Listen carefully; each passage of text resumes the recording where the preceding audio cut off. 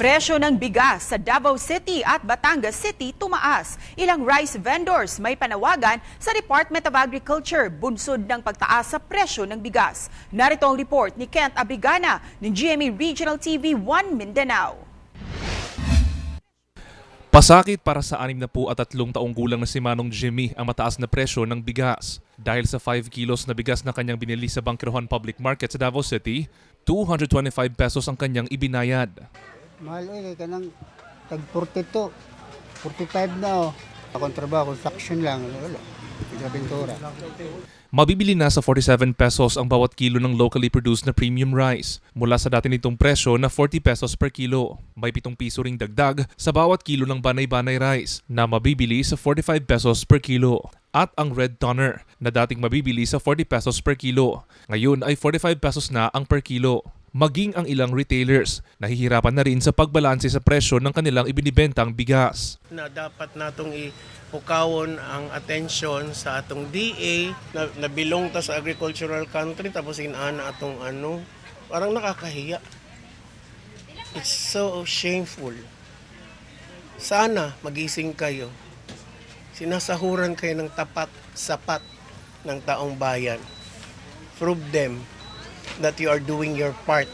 Ayon naman sa Department of Agriculture 11, nagsisimula pa lang ang harvest season ng mga locally produced rice. Kaya kakaunti pa lang ang supply na dahilan sa pagtaas ng presyo. Matatanda ang nagpatupad ng 20% na increase ang Vietnam sa presyo ng kanilang ini-import na bigas, habang nagpatupad naman ng export ban ang bansang India. Kung naamay mga price changes from their part sa gawa sa nasod, kung naamay mga changes, probably then it sa ilahang level po to concern kasi naapod sila increase sa ilahang cost of production, level of their in terms of logistics nila. So probably wa pud ta kabaloon sa ang ilahang possible nga mga factors dito.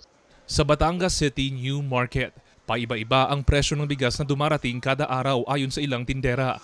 Sa ngayon, naglalaro sa 45 to 47 pesos kada kilo ng well-milled rice, habang nasa 50 to 52 pesos kada kilo ang premium grade rice at 55 pesos kada kilo ang special rice. Ayon sa Samahang Industriya ng Agrikultura, ang pagtaas ng presyo ng bigas ay epekto pa rin ng mababang supply at buffer stock. Nauna nang sinabi ng SINAG na posible ang pagbaba ng presyo ng bigas oras sa panahon ng anihan sa buwan ng Oktubre hanggang Disyembre, bagay na hiling ng mga tindera at mamimili.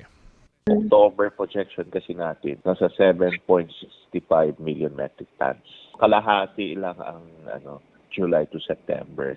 Mula sa GMA Regional TV 1 Mindanao, Kent Abrigana, nagbabalita para sa GMA Integrated News.